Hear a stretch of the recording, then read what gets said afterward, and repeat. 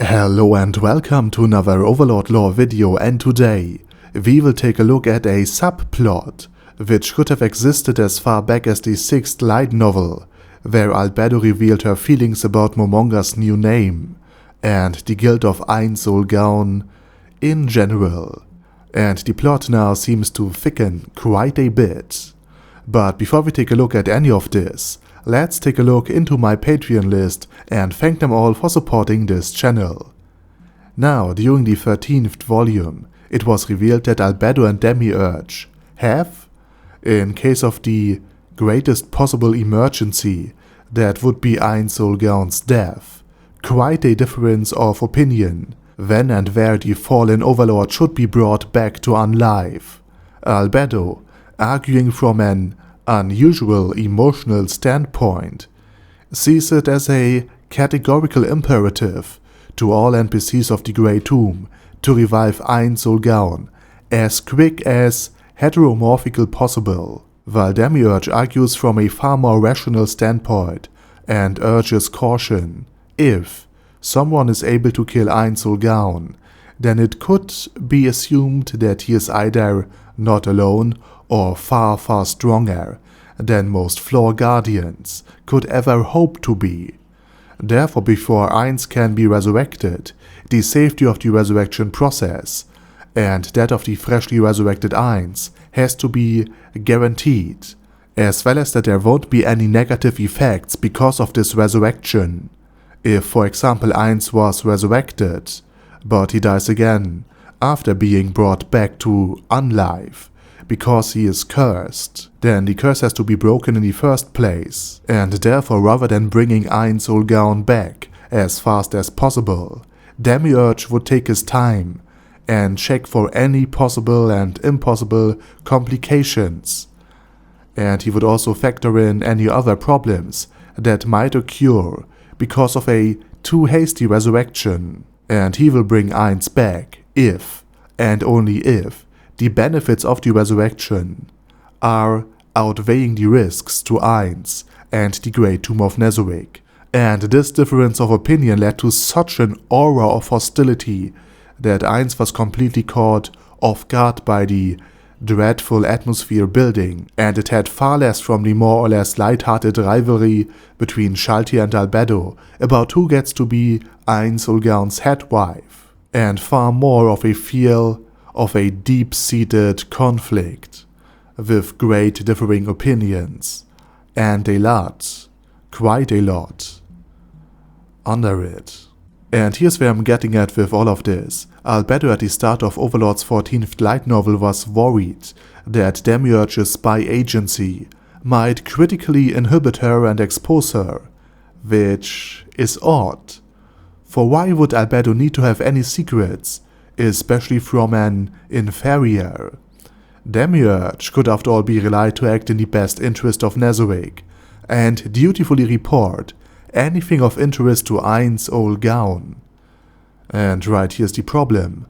Albedo is far more secretive and scheming than she lets on, for her Supreme Being Search and Rescue Squad could as well be a death squadron meant to exterminate any Supreme Beings before they could make contact with Ainz himself. And Albedo likely acts like this out of love for Momonga, Ainz Ooal Gown's former name.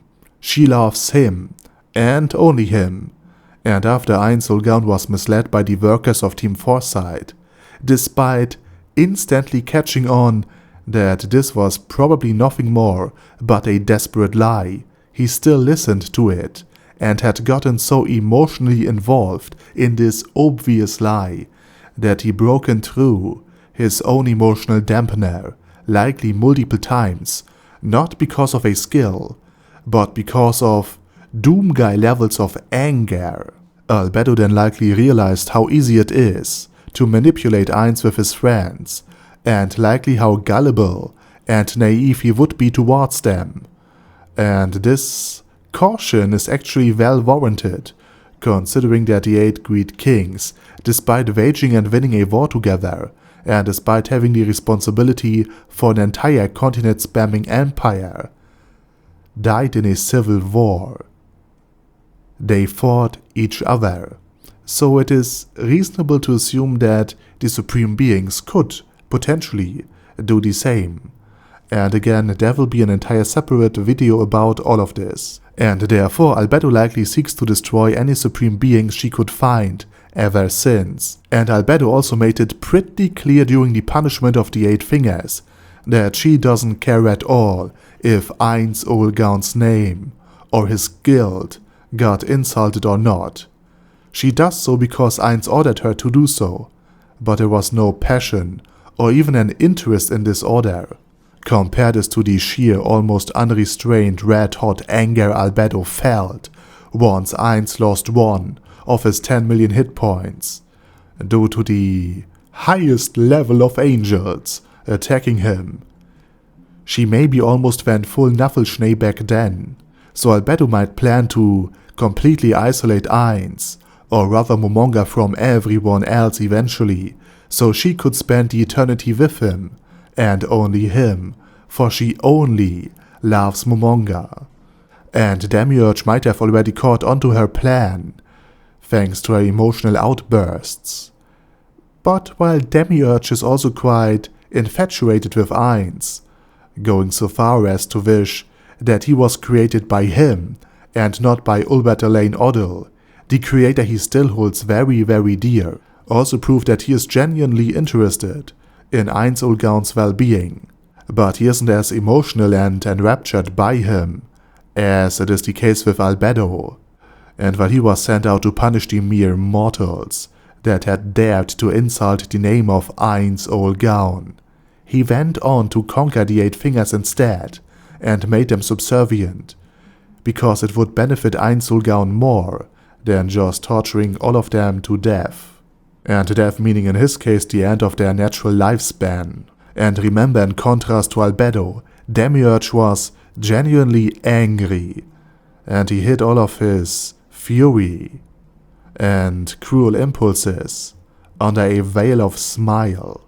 What Demiurge did was a far more cool and rational approach towards interpreting orders, and it is in the honest best interest of Ainz, despite Demiurge undoubtedly already imagining every single one of the fingers frolicking on his happy farm for all eternity, instead of being bathed for just a couple of weeks. But while Demiurge with an intelligence agency would be extremely detrimental to Albedo's plans, the succubus has already achieved a part of it. Back at the beginning of Volume 14, she noted that she is so caught up in work that it was tricky, even for her, to properly plan against Demiurge's agency. She needed someone to take her workload off, and at the end of the 14th volume, she had gotten Renna, who would more than just replace her, which now, especially with Ainz Ooal Gown gone, should give her the time she needs to act on her own self-interest, especially after she had already seen how Renna controls a, after an resurrection, weakened climb. And Demiurge might be aware of Albedo's indifference towards all of the things dear to his overlord, and how her own selfish feelings might endanger all of it, and he maybe has covertly tried to contain her, while Albedo tries to outmaneuver him, and she already outranks him. She has her elite strike unit, and now the time necessary to act on her own self-interest. So if my theory holds true, it isn't looking good for Demiurge, for he still needs to obtain incriminating evidence about Albedo's plans. But there's one third factor to tip the scale. Pandora's actor, for he might be the wildcard Demiurge needs. He is Ainz Ooal Gown's personal creation after all, and therefore can be relied upon to take his side when the time comes. And we have already been shown that he is able to imitate Ainz Ooal Gown perfectly. And he is in the same unit as Rubedo, the strongest entity in Nezarec, and the one that, according to Albedo herself, only follows her orders because Ainz ordered her to do so. So who's to say that Nigredo's prophecy doesn't come true and Rubedo will bring a great disaster to the Great Tomb by either eliminating Demiurge or Albedo, for she can likely be tricked by either Albedo or a Ainz Ooal Gown impersonating Pandora's actor. And with that said, I say thank you very much for watching. I hope you have a great day today, and also special thanks to Adam J, Al Capone, Andy, Angel of Death, Badger Yee, Ben C, Boyzilla, Chappie, Chrissy, Conquer All, Death is Mercy, Diabetic Centaur, Dystopia, Elika Birchleaf, Phalis Catus, Feral Shivan, Forbus Grupulon, Gigafight, Ghost of Epicness, Guy with Dead Head, Hector Marino, Black Phoenix Emperor, Hoss, Huster, Jacob G, Jana B, Jason, Kleinator, Chromius, Lars, Lifa, Legendarius, Lord Nishikian Rai, Lord Touch Me, Lord Ulbert Lane Odell, Luces Ollie, Lexus Fox, Majima, Matt C, Marcos, Michael R, Mr. Shoes, Mindless Wrath, Minnow 13, Mirtis, Nfiria's Potion,